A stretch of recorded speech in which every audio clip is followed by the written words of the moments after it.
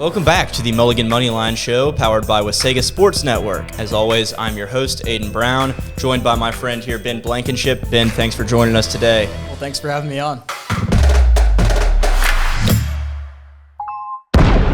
Starting off in the sports news, Sunday night, the UFC had one of the most interesting sporting events the world has ever seen with the Freedom 250 card at the White House.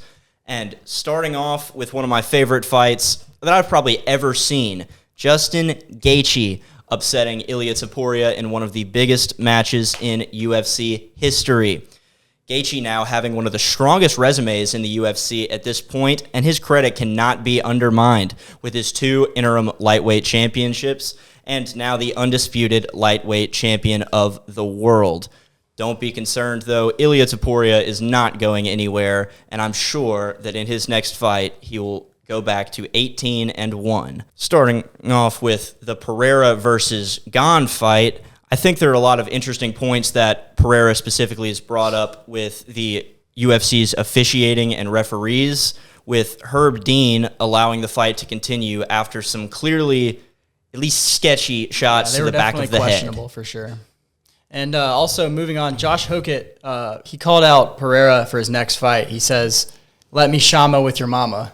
So take it as you want. And he said some other questionable comments after that. But Pereira also was dominated by Derek Lewis despite the questionable shots to the back of the head.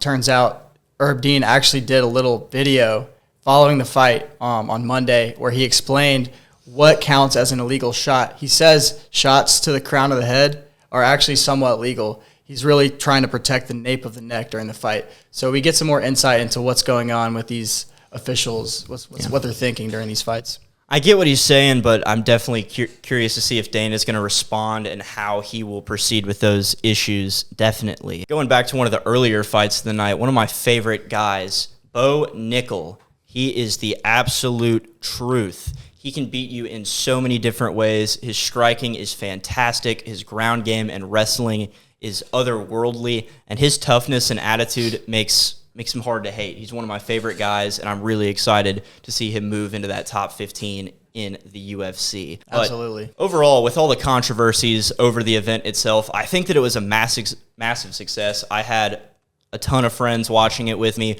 We all had a great time. I think that everybody really enjoyed all of these star-studded fights. The venue looked amazing.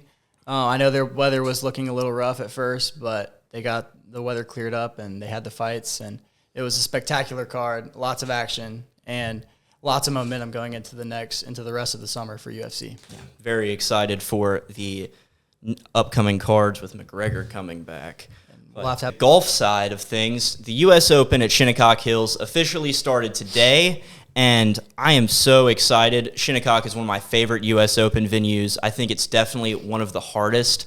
Today it's playing a little bit interesting. The greens are absurdly soft, but I know that the afternoon tee times, especially with the rising winds, are probably going to take a very drastic turn, and I'm sure that the course is going to firm up over the weekend and become very, very daunting for a lot of these guys.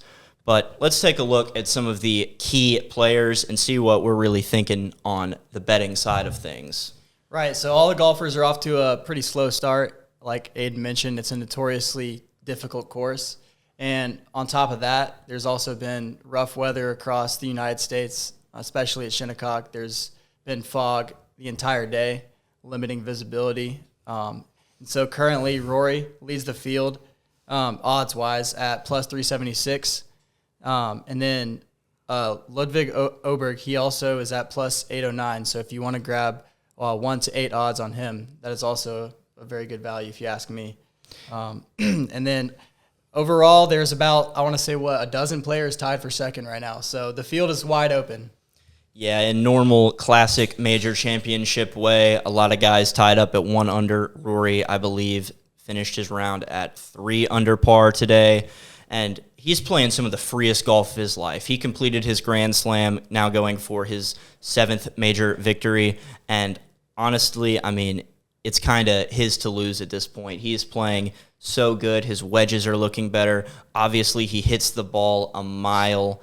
And so I think that if he just plays his style of golf, he can absolutely walk away with this. But Ludwig, as you were saying, he is an absolute alien. His swing is one of my favorites that I've ever seen. His driving, fantastic. His iron play, great. It's really going to be on that short game, what he's going to be able to do, scrambling if he misses a green, because Shinnecock can really, really punish you for the wrong miss.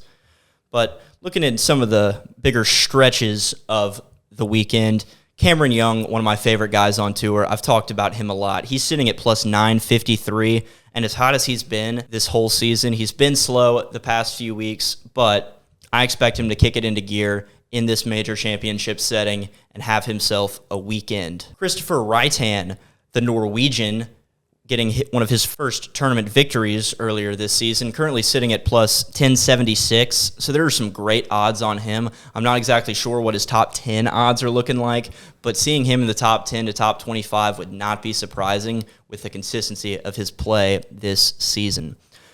Another consistent guy, the American Sam Burns, also sitting at plus 953 with Cam. And I mean, he's also been playing great all season. And even last season, we just haven't really seen him be able to break that cusp of getting a big signature win.